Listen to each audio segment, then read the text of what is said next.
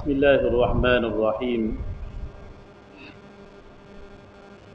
الحمد لله الذي أكرمنا بنعمة الإسلام وفضلنا على كثير من الأمم أشهد أن لا إله إلا الله وحده لا شريك له خصنا بخير كتاب أنزل وأكرمنا بخير نبي أرسل وأشهد أن محمدا عبده ورسوله أرسله الله بشيرا ونذيرا بين يدي الساعة فأدى الأمانة وبلغ الرسالة ونصح هذه الأمة وجاهد في الله حق جهاده وتركنا على المحجة البيضاء ليلها كنهارها لا يزيغ عنها إلا هالك اللهم صل على محمد طب القلوب ودوائها وعافية الأبدان وشفائها ونور الأبصار وضيائها وعلى آله وصحبه ومن تبعه ونصره ووالاه أما بعد. Fadil Tuan Imam, maka pengurusi majlis pada malam ini, Tuan Bilal, seluruh ahli jawatankuasa surau, pengurusi dan juga ahli jawatankuasa MPKK dan seluruh ahli jemaah yang saya kasihi sekalian. Assalamualaikum warahmatullahi wabarakatuh. Alhamdulillah, kita bersyukur pada Allah Subhanahu wa taala kerana pada malam yang berbahagia ini Allah Subhanahu wa taala beri ruang kepada kita untuk kita bersama dengan majlis ilmu sempena kita menyambut hijrah Rasul sallallahu alaihi wasallam, hijrah Nabi sallallahu alaihi wasallam daripada kota Mekah ke kota Madinah. Seluruh umat Islam menyambut peristiwa hijrah Nabi sallallahu alaihi wasallam ini. Walaupun berlaku khilaf di kalangan ulama bila berlakunya hijrah Nabi ini. Ada pandangan yang menyatakan berlaku bulan Muharram. Ada pandangan menyatakan berlaku bulan Rejab. Dan ada pandangan mengatakan berlaku bulan Rabiul Awal. Pendapat yang lebih tepat di kalangan pandangan-pandangan ini iaitulah berlakunya hijrah Nabi sallallahu alaihi wasallam pada bulan kelahiran Nabi sallallahu alaihi wasallam, iaitulah bulan Rabiul Awal. Bulan kelahiran Nabi sallallahu alaihi wasallam. Jadi sebab apa kita sambut Maulid pada bulan Muharram? Sebab apa dak sambut bulan Rabiul Awal? Ini satu persoalan yang timbul di kalangan kita. Berlakunya hijrah pada bulan Rabiul Awal tapi sambut bulan Muharram. Maulid Nabi sallallahu alaihi wasallam berlaku pada Rabiul Awal sama. Jadi kita sambut hijrah Nabi sallallahu alaihi wasallam pada bulan Muharram kerana bulan Muharram itu adalah bulan 1 bagi tahun hijrah. Bulan 1. Bulan 2 Safar sehinggalah bulan 12 bulan Zulhijjah. Jadi kita mulakan dengan bulan Muharram. Bagaimana dalam ayat Quran sebut indallah isna asyara syahra. Di sisi Allah itu ada 12 bulan. 12 bulan inilah bulan Islam. Bulan Islam diriwayatkan ia sudah bulan Muharram, Safar, Rabiul Awwal ni sebelum berlakunya hijrah Nabi sallallahu alaihi wasallam, bahkan zaman jahiliyah dah ada dah Muharram, Safar, Rabiul Awwal, Rabiul Akhir ila akhir. Ada dah. Tapi tahun hijrah tak ada lagi. Mengikut sirah Nabi ataupun sejarah, bacaan sejarah yang kita baca, tak ada lagi. Cuma bulan-bulan dah ada dah, tahun tak ada lagi. Bila berlakunya tahun hijrah? Bila startnya berlaku tahun hijrah? Ada siapa nak jawab tak? Kita buat kuis sikit. Sampai kita dengar siapa tau. Mungkin kalau kita dengar saja ni susah nak ingat. Buat kuis ni mungkin mudah ingat. Ada siapa nak jawab tak? Bila bermulanya tahun hijrah?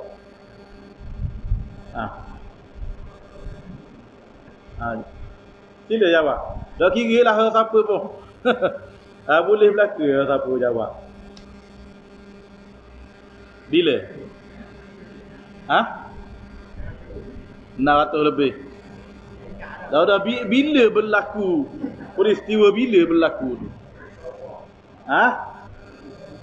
Zaman Khalifah Umar Al-Khattab radhiyallahu anhu. Zaman Khalifah Umar ni bermula menggunakan kalender hijrah. Tapi bermulanya tahun hijrah ini zaman Nabi lah. Zaman Nabi hijrah lah daripada Mekah ke Madinah. Maka bermulalah hijrah. Cuma kalender digunakan. Dipanggil tahun hijrah. Kalender itu digunakan bermula zaman Khalifah Umar bin Al-Khattab radhiyallahu anhu. Zaman Nabi tak ada lagi kalender. Mana tak ada lagi lah penggunaan tu. Zaman Sayyidina Abu Bakar begitu juga, tak ada lagi. Zaman Sayyidina Umar ada berlaku. Zaman Sayyidina Umar ni berhajat kepada kita tunjuk bahawa kita ada tahun sendiri. Sebagaimana orang-orang Ansar, orang-orang Nasara, orang Nasrani, orang Yahudi, mereka ada tahun-tahun sendiri. Bahkan orang Kipti, orang Mesir, ada tahun-tahun sendiri. Orang Mesir ni lama lagi tahun dia. Ribu-ribu tahun. Zaman Firaun dulu lagi. Guna kalender dia. Ada buat Islam, Sayyidina Umar Al-Khattab radhiyallahu an nak buat tahun Islam. Sayyidina Umar panggil sahabat-sahabat yang masih ada bermesyuarat.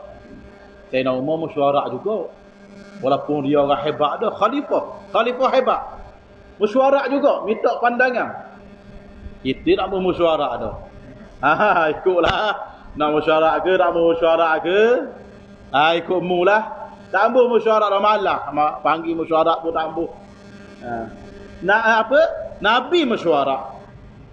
Sayyidina Umar lagilah melaksanakan mesyuarat, panggil para sahabat. Minta pandangan dengan para sahabat. Kita nak buat tahun kita sendiri, kalender kita sendiri. Minta pandangan. Nak guna dengan bermula dengan tahun apa? Macam-macam pandangan. Ada pandangan kita mulakan dengan kelahiran Nabi lah. Bincang-bincang tak setuju. Sama macam orang Kristian, bermula dengan kelahiran Nabi Isa alaihi salam. Bermula dicadangkan bermula dengan kebangkitan Nabi.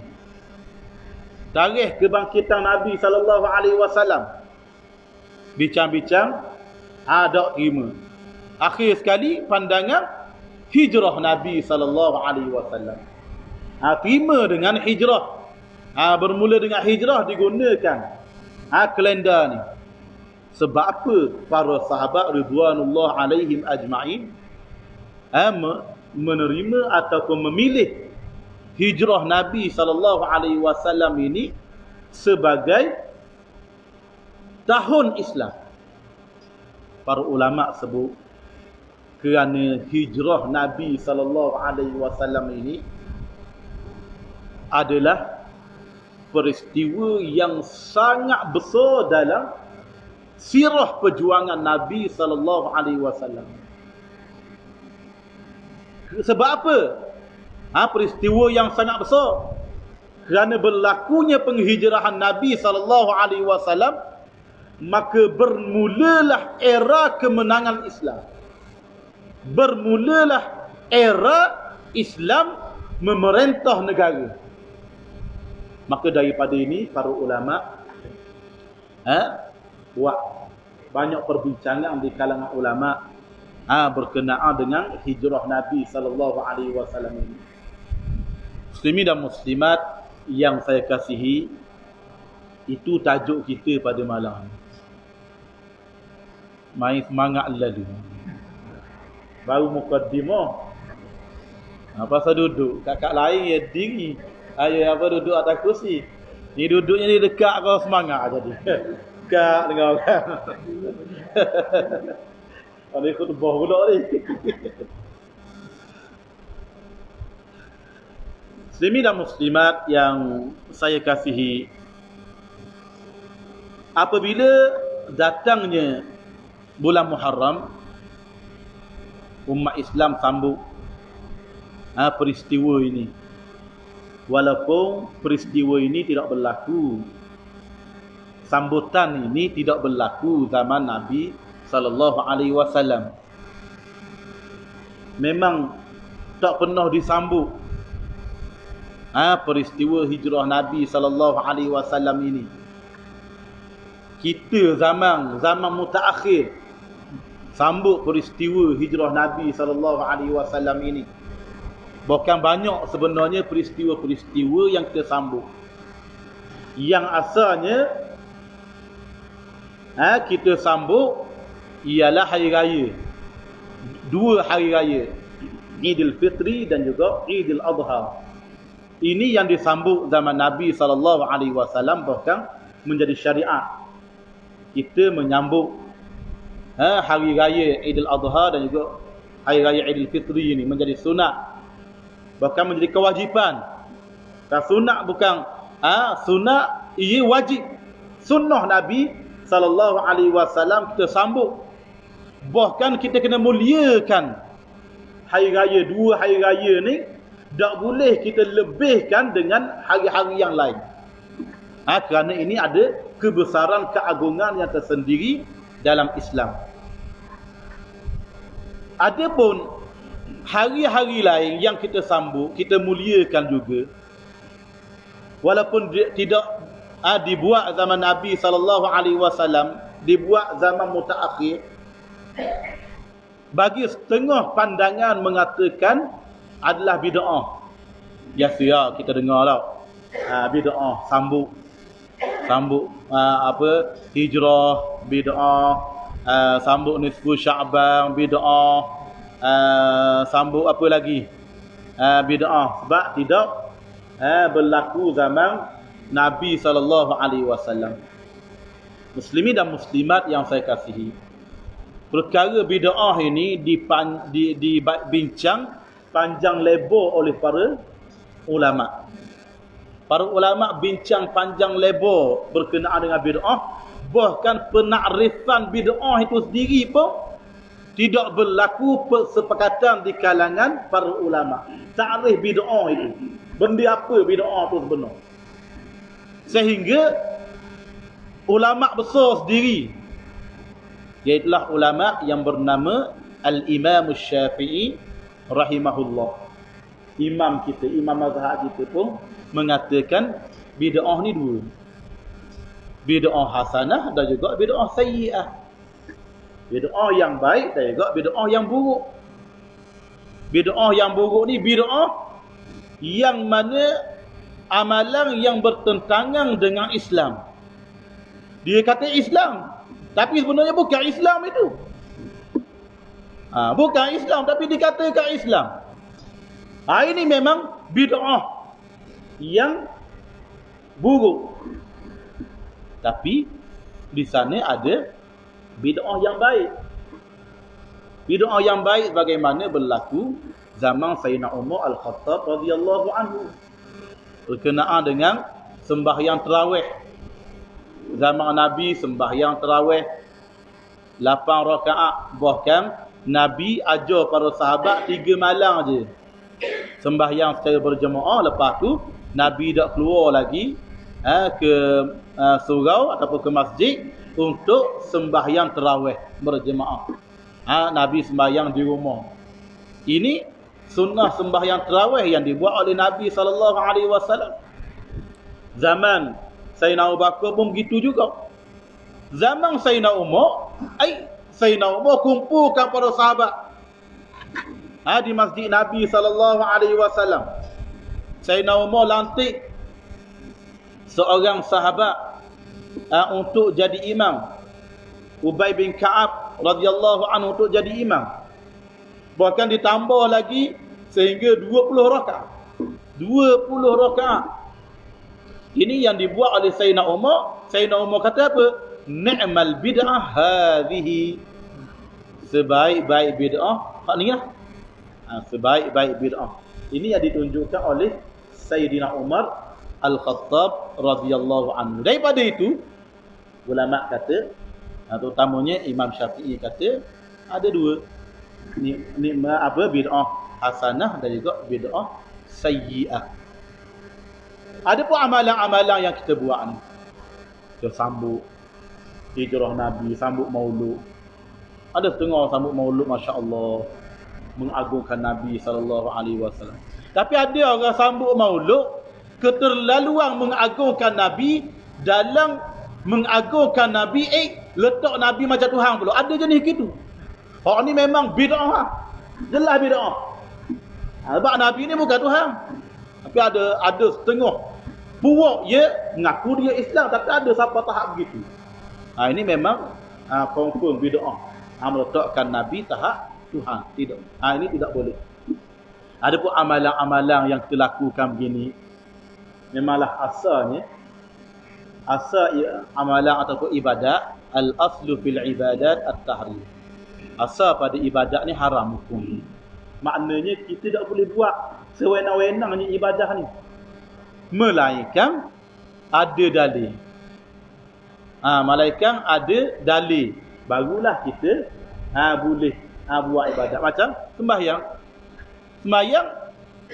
tak boleh asal kita buat, oleh kerana ada dalil yang memerintahkan kita sembahyang, maka kita sembahyang. Ya tak? Ini yang asal dalam bab ibadat, hukumnya. Jadi penambahan-penambahan yang kita buat dalam bab ibadat sebenarnya tidak boleh.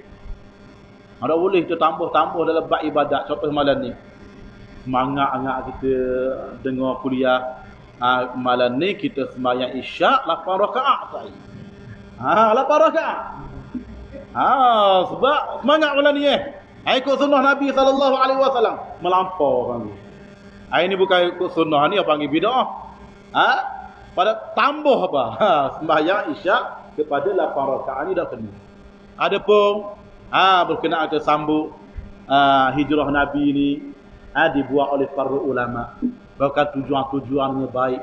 Paling kurang mengumpulkan orang, ya tak? Di masjid, di surau.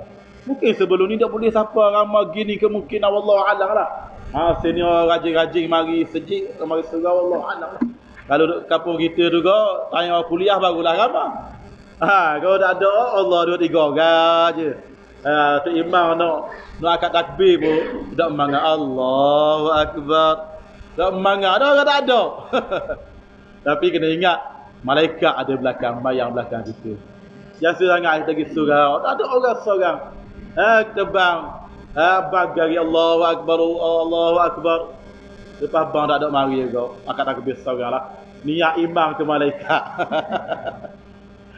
Ini mana biasa sangat berlakunya hijrah. Dia sambung hijrah Nabi SAW. Kita buat elang, tajuk orang mari ke masjid, mari ke surau, orang mari dapat manfaat, dapat kebaikan. Dengan majlis sebegini rupa, jadi takkan boleh dosa. Ya tak? Takkan boleh dosa. Cuma kita tidak mengagungkan hari hijrah ini ataupun 1 Muharram ni sebagaimana agungnya Idul Fitri, Idul Adha. Tidak begitu. Ya tahu. Ini semua kita tahu belaka. Begitulah juga dengan amalan-amalan lain macam baca Yasin malam Jumaat, baca Yasin malam Jumaat. Takkan kita baca Yasin malam Jumaat jadi boleh dosa. Apa bidah? Tidak. Tuhan sebut umum. Iqra'ul Quran. Bacalah. Dalam ayat Quran pun ada, dalam hadis Nabi sallallahu alaihi wasallam ada perintah supaya baca Quran. Baca yang Quran, yang ayat-ayat yang paling mudah bagi kamu. Ada dalam ayat Quran. Dalam hadis Nabi sallallahu alaihi wasallam, Iqra'ul Quran fa innahu ya'ti yaumal qiyamah syafi'an li ashabi. Baca Quran. Sungguhnya Al-Quran ni ia datang pada kamu hari kiamat memberi syafaat kepada kamu. Ini hadis Nabi sallallahu alaihi wasallam. Baca Quran, bacalah ayat mana-mana pun. Baca qul huwallahu ahad saja ke? Baca qul huwallahu ahad aja dia. Ada setengah sahabat Nabi sallallahu alaihi wasallam ngadu Nabi, "Ya Rasulullah, sahabat kita ni imam yang jadi imam qul huwallahu ahad lama." Biasa tau. Surah kita qul huwallahu ahad aje. Ngadu pada Nabi SAW. Nabi jawab apa? Nabi kata, dia bersama dengan apa yang dibaca hari kiamat. Allahu Akbar. Ini kelebihan-kelebihan baca. Dan untuk Yasin saja. Ada khusus Nabi SAW sebut, qalbul Quran Yasin. Hati Al-Quran ialah Yasin. Dan Nabi sambungkan lagi, aku mengharapkan hati Al-Quran ni sentiasa berada di hati-hati umat aku. Maknanya apa? Nabi suruh kita hafal baca semua. Surah Yasin. Ini di antara dalil yang menunjukkan umum. Boleh baca bila-bila saja. Cuma memang kita tidak mewajibkan. Kalau kita mewajibkan memang jadi salah. Ia tak wajib. Malam sepuh mesti baca Yasin 3 kali. Kalau dah baca Yasin 3 kali, mau sama lagi surah. Ia tak kena tu. Tak kena gitu. Nak baca-baca, tak mau baca sudah. Jangan kita duduk kata kau orang, jangan makan sangat. Ini biasa berlaku perbalahan di kalangan orang-orang cerdik pandai lah. Ya dah, orang cerdik pandai kata dia belajar apa. Jadi bawa kapo, dia bawa pemahaman begini menyebabkan orang balah. Dia nak beramal diri tak ada masalah. Amalan dia tak baca Yasin malam Jumaat. Itu umumlah. Amalan dia tak baca, kita amalan kita kita nak baca malam Jumaat. Ini di antara perkara yang dibincangkan bid'ah hasanah dan juga bid'ah sayyi'ah. Termasuklah sambut hijrah Nabi SAW. Bahkan seluruh dunia gini. Seluruh dunia sambut hijrah Nabi SAW. Takkan kita nak kata seluruh dunia buat bid'ah? Ini satu perkara yang boleh kita faham daripada keadaan itu. Muslimin dan muslimat yang saya kasihi, pada malam ini suka saya nak tarik perhatian muslimin muslimat berkenaan dengan hijrah ini. Sebab apa berlakunya hijrah Nabi SAW? Bila ia berlaku? Ia berlaku ketika mana Nabi SAW berada dalam keadaan kemuncak dakwah. Bahkan dakwah itu ditekan oleh musuh, kemuncak. Apabila Nabi SAW diperintahkan untuk ajak manusia sembah Allah, ajak manusia kepada Islam. Allah Subhanahu wa taala memang ada rancang Nabi SAW dilahirkan di kota Mekah, di tengah-tengah padang pasir, bersama dengan masyarakat jahiliyah pada masa itu. Masyarakat jahiliyah ni masyarakat yang kosong, tak ada apa-apa. dalam kepala mereka. Sehingga kan mereka sembah berhala. Sembah apa sahaja yang dia buat. Dia yang ciptakan sendiri, dia yang sembah. Ini berlaku zaman jahiliah. Enggak ada dibuat satu berhala dengan buah-buahan. Buah, dia buat berhala dengan buah. Apabila siap, dia sembah buah tu.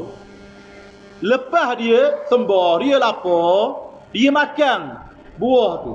Mana dia makan Tuhan dia. Tak kebengong gitu.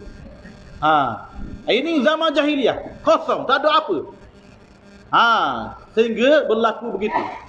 Nabi SAW diutuskan. Bermula dengan ayat yang pertama. Ayat pertama ayat apa? Semua tahu dah. Kalau tak tahu tak pas SPM.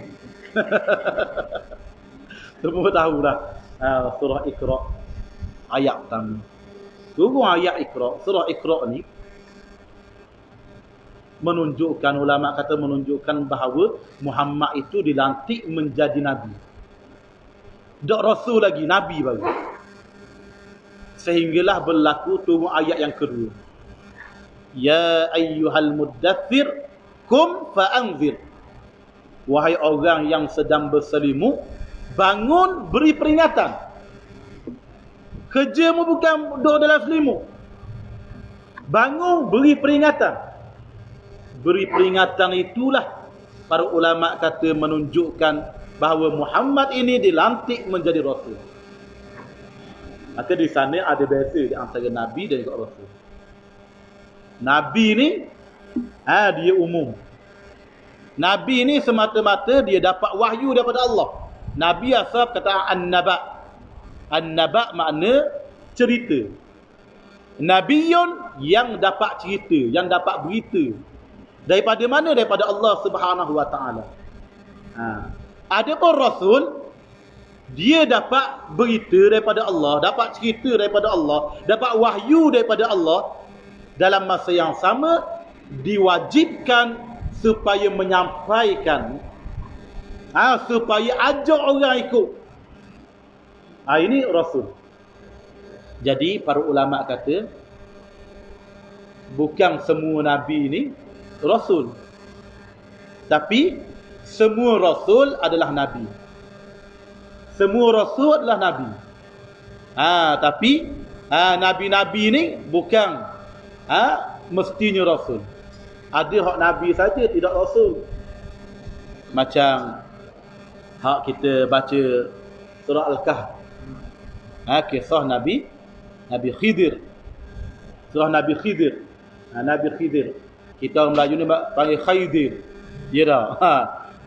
Dia lekak Khaidir. Bahasa Arab panggil Khidir, Nabi Khidir. Nabi Khidir ni Nabi saja. Tidak tidak menjadi Rasul. Jadi dengan berlakunya pelantikan Nabi SAW sebagai Rasul, maka bermula daripada itulah Nabi SAW berdakwah. Ajak orang yang terdekat. Bermula dengan isteri Khadijah bintu Khuwailid masuk Islam. Sahabat rakan karib Sayyidina Abu Bakar As-Siddiq radhiyallahu an masuk Islam. Hak duduk rumah Nabi SAW sepupunya Sayyidina Ali karramallahu wajhah masuk Islam. Ini Nabi berdakwah. Turun ayat seterusnya supaya Nabi SAW berdakwah secara keluarga. Wa anzir ashiratakal aqrabin. Beri peringatan kepada kaum keluarga yang terdekat. Maka Nabi SAW kumpul kaum keluarga di Bukit Safa. Di Bukit Safa. Bukit Safa ni tak tinggi mana tau. Kalau orang biasa pergi Mekah dia tahulah, cuma learning nampak macam memang tak tinggi. Dulu tinggilah sikit sebab masjid dia buat dia buat masjid dalam tu kan. Jadi semakin tinggi masjid itu, dan tanah pun jadi jauh lah dengan bukit tu. Jadi nampak macam tak berapa tinggi. Sebelum ni tinggilah juga. Mana kita boleh naik, boleh nampak bawah itu. Jadi Nabi kumpulkan kaum keluarga di Bukit Safa. Nabi naik atas Bukit Safa. Nabi berucap, wahai sekalian kaum Bani Hashim, wahai sekalian Bani Abdul Manaf, wahai sekalian Bani Qusay. Nabi sebut belaka anak beranak dia, nama-nama kabilah anak beranak. Kamu tahu tak tujuan apa aku kumpulkan kamu ini? Adakah kamu percaya di belakang sana ada bala tentera yang sedang mara nak serang kita? Percaya tak kalau aku royak gini? Mereka kata, wahai Muhammad, mu ni anak beranak kami, mu ni orang yang paling bagus di kalangan kami. Kami tak pernah dengar mu cakap pelawak, wahai Muhammad. Tak pernah dengar. Bahkan kami panggil mu Al-Amin. Al-Amin, orang yang paling amanah, orang yang paling baik, budak juru. Ni Al-Amin. Bahkan barang-barang yang mereka ada yang berharga, kalau mereka nak bermusafir, nak tinggal kampung lama, mereka tinggal ke Nabi SAW barang-barang. Mereka percayakan pada Nabi SAW. Dan itulah digelar Nabi ini sebagai Al-Amin. Wahai Muhammad, ini sifatmu Muhammad. Kalau meroyak apa-apa, kami percaya. Tambah lagi meroyak pada tentera yang mari daripada belakang ni, wahai Muhammad, nak serang kita. Ni, kami ni memang kaki perang dah, wahai Muhammad. Bersedia untuk berperang. Ini yang bangun bucak ni ketua mereka. Siapa? Abu Lahab. Abu Lahab. Bucak ni mewakili mereka. Jadi Nabi SAW dengar wakil kaum ini cakap, Nabi ambil peluang. Nabi kata, inilah peluang. Orang percaya pada aku. Orang percaya pada aku. Peluang tu aku nyatakan. Wahai sekalian anak beranak aku, sebenarnya aku nak beritahu pada kamu bahawa sesungguhnya aku Muhammad telah dilantik menjadi Rasul. Dan Allah perintahkan aku supaya ajak kamu ani'budullah wajtanibut taghut. Sembah Allah dan jauhilah perkara taghut. Perkara taghut ni semua benda yang melampaui batas, termasuklah syirik pada Allah, termasuklah penyembahan berhala, termasuklah mencuri, pembunuhan anak yang berlaku pada masa itu, zina dan seumpama dengannya. Apabila mereka dengar kata-kata Nabi ni, riuh damaklah. Abu Lahab pun bangun juga. Tabballaka ya Muhammad, kata. Celakamu Muhammad. Ali hadza jama'tana? Adakah kerana ni mu kumpulkan kami? Celakamu Muhammad. Ini Abu Lahab. Abu Lahab ni tahu tak siapa Abu Lahab ni? Pak saudara Nabi. Bahkan orang pertama yang sambut maulud Nabi. Kita sambut maulud, kita ingat lah. Orang pertama sambut maulud Nabi adalah Abu Lahab. Suka sangat. Apa kakak ipar dia beranak. Kita tengok anak lelaki. Suka pada masa tu kalau dia anak lelaki sahur lah. Sebab anak perang dibunuh zaman tu. Boleh anak lelaki sahur. Buat makan. Panggil penduduk Mekah ni, buat makan. Diriwayatkan sembelih 100 ekor kambing. 100 ekor kambing. Kita seekor kambing sahur dah. Dia sambut maulud seekor kambing lah. Sahur sangat. Dia ada riwayat sebut 100 ekor unta. Bukan kambing, unta. Nak royak sungguhnya sambut kelahiran Muhammad. Sukanya dia. Tapi apabila siapa masa tujuan Allah utuhkan Nabi ni, Dialah orang pertama lawan Nabi SAW. Bermula daripada itu, bermulalah kaum Nabi sendiri menentang Nabi SAW. Kaum sendiri, keluarga sendiri yang menentang Nabi SAW. Buat jahat pada Nabi. Bukan setakat mulut. Dengan kayu-kayu, dengan batu-batu. Buat jahat pada Nabi SAW. Sehingga turun ayat. Tabbat yada abi lahabin wa tab. Tuhan balas balik. Hak Abu Lahab kata tadi. Tabballaka ya Muhammad. Hak tabbang tu ialah yada abi lahabin wa tab. Kedua tangan Abu Lahab yang celaka. Buat jahat kepada Nabi SAW. Nabi SAW tak putus asa. Permulaan orang lawan keluarga. Nabi tak putus asa. Sebenarnya cabaran sebenarnya keluarga yang tak tolong kita, bahkan menentang kita. Kita kalau nak kahwin keluarga tetangga Allah putus asa lalu. Kamu kahwin Kamu ada orang lelaki kita, orang muda kita. Kita cek apa tak kahwin orang semak. Saya biasa suka cara benda-benda gini. Sebab bab kahwin ni ada sampai tahap wajib. Jadi dah tua dah tak kahwin. Kita cek-cek rupanya pernah dah putus cinta sebelum ni. Ataupun cinta dihalang. Cinta-cinta tapi keluarga tak beri. Putus hasil lalu dah. Apa menikah dah tu. Itu baru bab tu kita dakwah lagi. Orang halang. Orang halang dakwah tak boleh lalu dah. Ini sikap Nabi teruskan berdakwah. Bertahun-tahun Nabi berdakwah. Ada orang terima Islam. Di antara hak terima mustada'afin. Orang yang lemah. Sahabat-sahabat hak lemah, hak bekasang hamba, hak hamba pun ikut Nabi SAW. Ini ramai menyebabkan ramai di kalangan mereka ni diseksa. Ramai diseksa.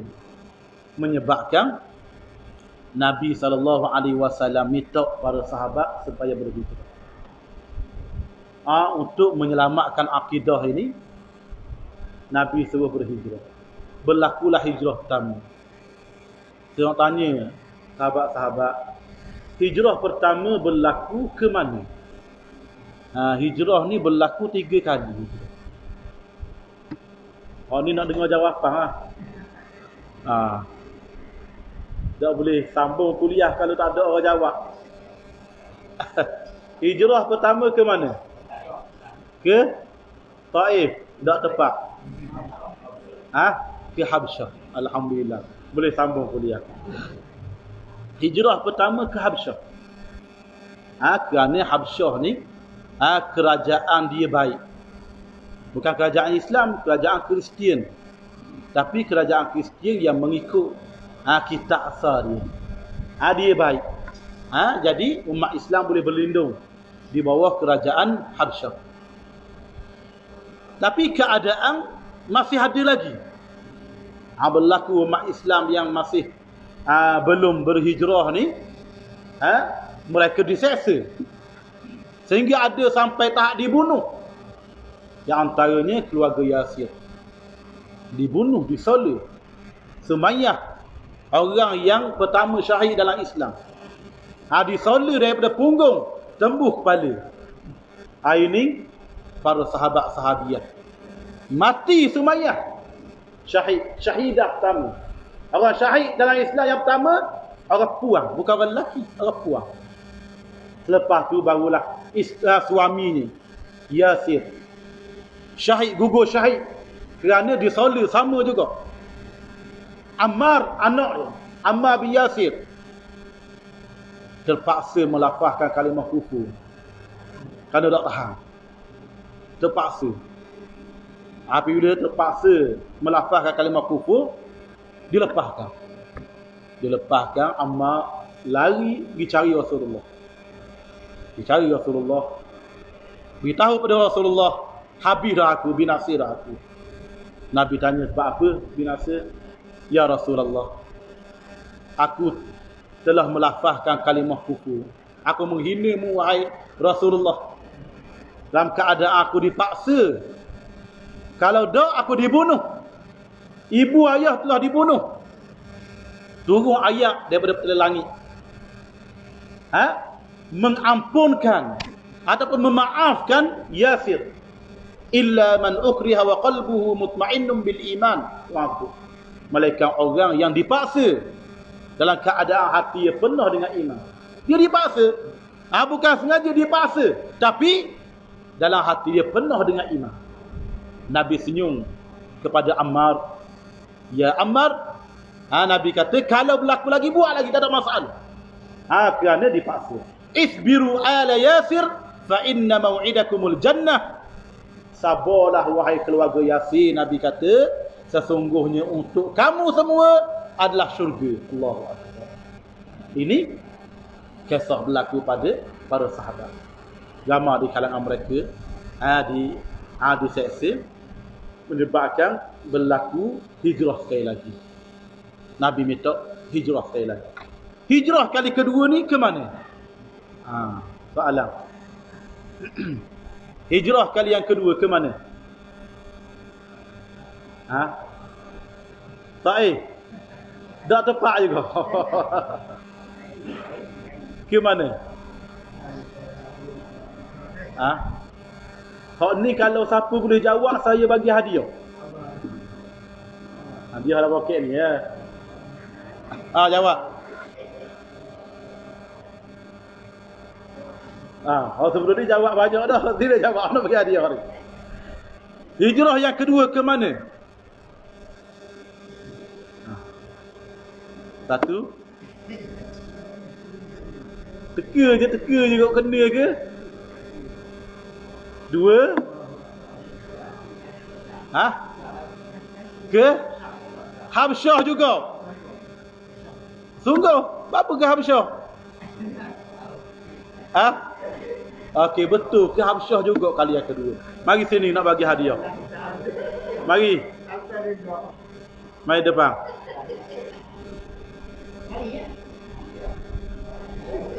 Hadiah bukan sikit tau. Boleh makan seminggu.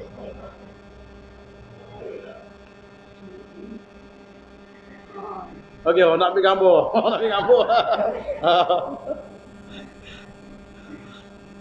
Okey. Tahniah. Buat soalan gini orang mudah ingat. Kalau ceramah sendiri orang dah ingat. Kali yang kedua ke Habsyah juga. Sebab apa Habsyah? Bagaimana kita sebut tadilah. Habsyah satu-satunya negara yang boleh terima umat Islam pada masa itu. Berlalu masa berlaku ke atas Nabi SAW pula. Nabi diburu setelah apabila berlakunya kematian pak saudara yang menjaga Nabi SAW, iaitulah Abu Talib. Abu Talib meninggal. Ada riwayat kata isteri dulu meninggal. Ada riwayat kata Abu Talib dulu meninggal. Sebab dua orang ni dekat-dekat waktu meninggal. Meninggalnya isteri Khadijah binti Khuwailid yang menjaga Nabi SAW, bahkan yang support perjuangan Nabi. Kewangan Nabi, bank Nabi, Khadijah binti Khuwailid yang support Nabi SAW. Mati Khadijah. Allahu Akbar. Sedihnya Nabi SAW. Khadijah ni orang bangsawan, dalam masa yang sama orang malu mata dengan Khadijah ni. Menyebabkan orang musyrikin, golongan kufar ni tak berani nak buat apa-apa kepada Nabi dengan adanya Khadijah. Dan samalah dengan adanya Abu Talib. Abu Talib ni dia pembesar Mekah. Walaupun pembesar Mekah, dia jaga Nabi SAW. Nabi buat apa-apa, ikutmu. Abu Talib tak beriman. Tak beriman. Tapi dia sayang pada Nabi SAW. Sayangnya dia pada Nabi lebih daripada anak-anak dia. Dia dapat wasiat daripada ayah dia Abdul Muttalib, toki Nabi sallallahu alaihi wasallam setelah hampir wafat matinya Abdul Muttalib ini, Abdul Muttalib wasiat supaya jaga cucunya ini sebaik-baiknya. Memang Abu Talib sayang pada Nabi sallallahu alaihi wasallam, sayang sungguh. Sehingga berlaku satu peristiwa, orang musyrikin Mekah mari tekan sangat. Tak puas hati ke Abu Talib. Mai apa pemimpin sama dengan kita, puak kita. Tapi lindung Muhammad ni. Jadi mereka buat rombongan. Kita mengadak Abu Talib. Mengadak Abu Talib. Temu Abu Talib masa tu Nabi SAW tak ada rumah. Beritahu orang, wahai Abu Talib, kami mari ni nak beritahu orang kepada anak saudara ni. Anak saudaramu nak benda sebenarnya. Dia nak jadi pemimpin ke? Kami sanggup tabah dia jadi raja. Ke dia nak harta? Kami sanggup beri separuh harta kekayaan yang ada dalam Mekah untuk beri kepada anak saudaramu. Ke dia nak apa? Dia nak bini comel? Kami sanggup cari orang yang paling comel untuk beri pada Muhammad. Nak apa? Ini. Dengan syarat dia tinggal benda-benda ni. Tinggal benda-benda ni. Jadi apabila baliknya Nabi SAW balik, Abu Talib ceritalah kepada Nabi SAW apa yang berlaku. Tawaran-tawaran. Apa jawab Nabi? Ya amma, wahai bapa saudara kesayanganku, jika sekiranya mereka mari letak matahari tangan kanan aku dan juga letak bulan tangan kiri aku. Mana kuasa mereka boleh letak matahari dan bulan di tangan aku, nak beri ke aku. Tujuannya untuk aku tinggal urusan ini, nescaya aku tidak akan tinggal sekali-kali malaikat ataupun aku mati denganmu. Mana mati dengan apa yang aku bawa Islam ini. Apa kata pak saudara dia? Kalau kita lah, kita kata mu ni mak ada roti basi tunggu lah. Kita kata gitu lah. Mu tak mendengar kata orang tua. Lama dah aku tunggu, aku jaga mu ni. Dah aku tua dah. Mu dah besar panjang dah, beranak pinak dah. Tak mendengar dia kata aku dah. Tapi apa kata pak saudara dia? Wahai anak saudaraku, tak apalah, ikutmu lah, buatlah apa saja. Aku tetap bersama dengan kamu. Ini Abu Talib, tapi dak Islam. Tak apalah, dak Islam pun, tapi dia sayang pada Nabi SAW. Nabi dapat berlindung di bawah Abu Talib. Memang Nabi nak saudara dia masuk Islam. Doa sama, minta sama, ajar sama, royak sama kepada pak saudara dia sehingga nak mati lela dah.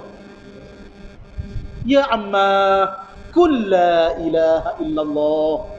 Wahai bapa saudara kesayangku, sebut la ilaha illallah je. Nescaya aku boleh berhujjah di hadapan Allah kelak. Sebut la ilaha illallah. Nak mati lela tengok kelipah-kelipah kiri ada Abu Jahal, ni ada Abu Lahab. Ada riwayat kata, mu nak ikut anak saudaramu, komang sepana. Itulah terjemahan kita. Kamu orang hebat, nak ikut anak saudara komang sepana. Akhir sekali tak jadi ikut, mati dalam keadaan tidak Islam. Nabi sedih. Sehingga turun ayat, innaka la tahdi man ahbabta walakinallaha yahdi man yasha. Wahai Muhammad, sesungguhnya mu tak mampu beri hidayah kepada orang yang kamu kasih. Allah sahaja yang dapat memberi hidayah sesiapa sahaja yang Tuhan nak. Abu Sufyan, hok lawang Nabi cacang, akhir jadi sahabat Nabi. Hindang binti Utbah, isteri Abu Sufyan, dia bunuh Hamzah, pak saudara Nabi SAW. Setakat bunuh, dia perintahkan belah dada, ambil hati ambil jatuh, mamah pula makan pula, jahatnya hindung, tapi siapa masih dapat hidayah jadi sahabiah. Allahu akbar. Walaupun mukasih mudah dapat beri hidayah, Allah saja yang boleh beri hidayah. Istighfarlah guana pun tak ada keampunan untuk orang yang tak ada hidayah ataupun tak ada Islam dalam diri dia. Ini menyebabkan Nabi sangat sedih dengan keadaan ni, dua ni mati belaka. Apabila kedua orang ni mati, bertepuk tangan orang kafir musyrikin. Tak ada lagi orang yang boleh pertahankan Nabi sallallahu alaihi wasallam. Hak malu muka, malu mata tak ada lah. Menyebabkan mereka bermusyawarah. Nak bunuh ke, kita nak jaga ke, nak waguan ni kepada Muhammad ni. Macam-macam cadangan, bunuhlah apalah macam-macam pada masa itu, sehinggalah mereka buat keputusan nak bunuh Nabi sallallahu alaihi wasallam. Pada masa itu mereka likung umur Nabi.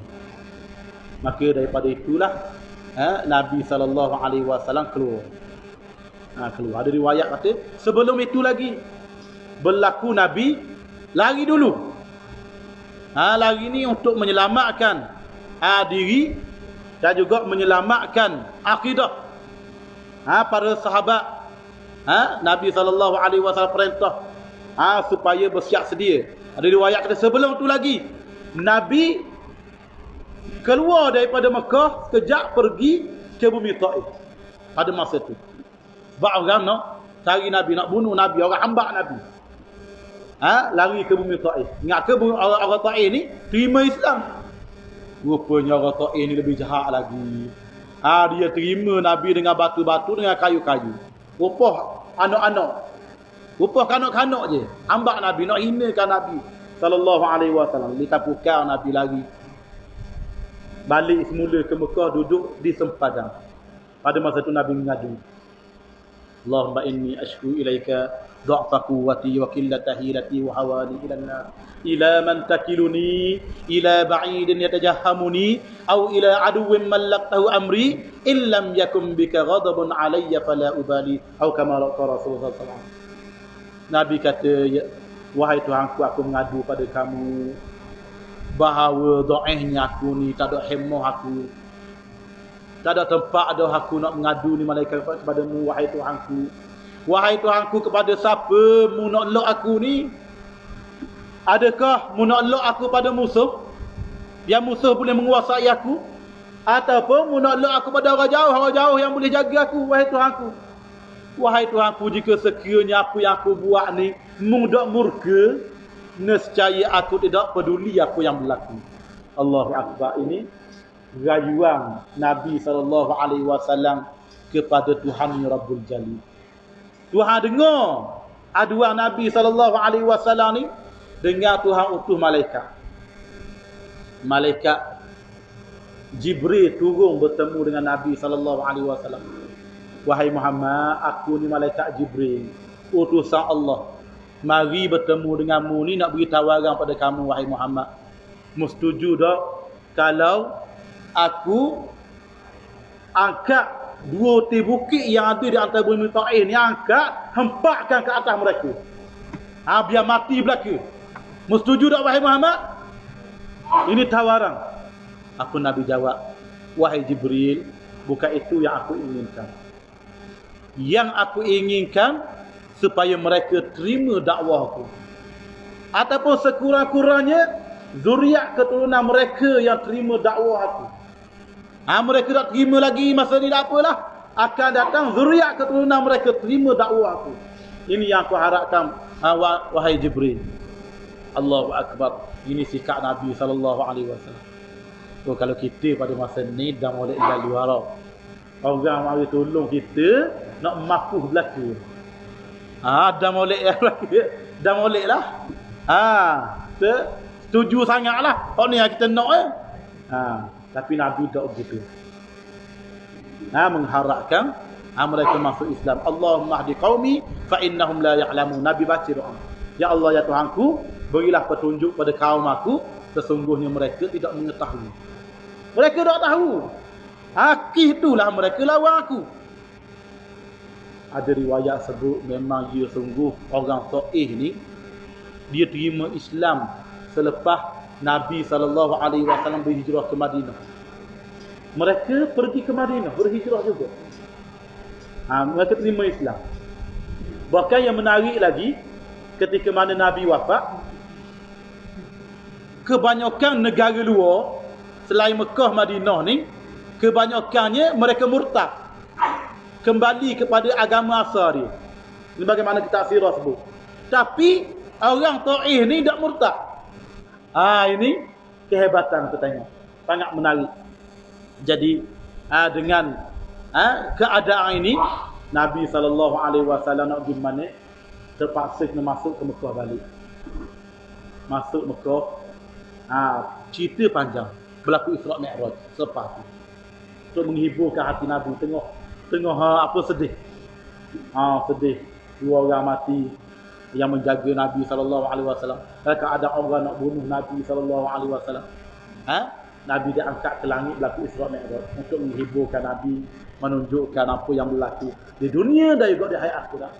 Tuhan tunjuk berlaku pada Nabi SAW, menenangkan Nabi, bahkan memberi semangat pada Nabi SAW. Selepas berlakunya Isra' Mi'raj, maka berlakulah hijrah selepas itu. Berlaku hijrah, para ulama sebut, kerana Islam ini bersifat syumul, bersifat universal, keseluruhannya. Makna semua ada kaitan dengan Islam. Jadi duduk di Mekah, Allah, 8.45 bank dah, baru nak masuk hijrah. Padimah baru baru nak masuk hijrah ni. Dah boleh hidup kami sikit dah. Sempena ni kita panjang sikit apa insya-Allah. Apabila sampai masa Allah perintah supaya hijrah. Hijrah ni di mana? Allah dah tunjuk lagi mana. Dengan orang Madinah mari Mekah. Berlaku 2 kali mereka mari Mekah untuk buat haji apa. Dengan itu Nabi bertemu dengan orang Madinah ni, berlaku bai'ah dan seumpama dengannya. Maka selepas tu barulah berlakunya hijrah. Berlakunya hijrah ni tujuannya untuk melaksanakan Islam secara keseluruhannya. Di Mekah dia nak buat. Di Mekah kalau nak semayang boleh semayang. Bahkan Kaabah duduk Mekah. Ya tahu. Nak puasa memang ada masalah Mekah. Nak buat haji memang Mekah. Nak buat haji. Tapi nak buat hal lain lagi. Di antaranya nak buat benda yang sangat besar dalam kehidupan Islamnya, iaitulah nak memerintah negara. Memerintah negara ni kewajipan yang sangat besar.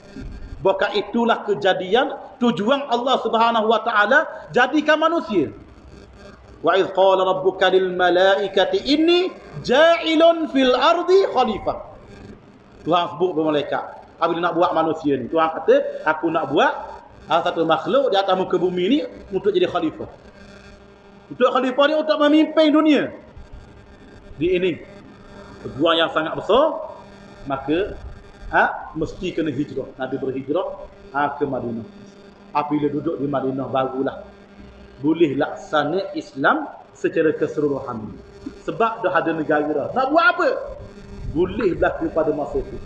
Nabi laksanakan Islam sehinggalah sampai masa Allah Subhanahu wa taala mewafatkan Nabi SAW setelah sempurnanya ajaran Islam, ketika mana berada di Madinatul Munawwarah. Semua Nabi tunjuk berlaku dalam kehidupan Nabi SAW. Itulah yang ditinggalkan oleh Nabi SAW. Nabi sebut, taraktu fikum amrayn lan tadillu ba'di ma in tamassaktum bihima kitaballah wa sunnati. Aku tinggal pada kamu 2 perkara. Mu tak sesat selama-lamanya kalau mu pegang 2 perkara ni. Quran yang Allah turun sebelum ni kepada aku selama 23 tahun, dan juga sunnah aku ni, sunnah yang aku ajar ni. Nabi tinggal belaka. Inilah yang menjadi panduan pada kita. Apa sahaja kehidupan Nabi SAW ni, kita kena ikut. Sebagai panduan kita kena ikut. Ada belaka. Tak ada Hak tak ada malaikat, semuanya ada Nabi ikut. Maka daripada itu, dalam kehidupan kita ni, ada belaka kena-mengena dengan Islam. Ada perkiraan dosa dan juga pahala. Bukan perkiraan kita orang Islam je, orang kafir begitu kok. Orang kafir ada juga perkiraan dosa pahala sepatutnya. Tapi oleh kerana dia kafir, bagi dia tak ada dosa pahala.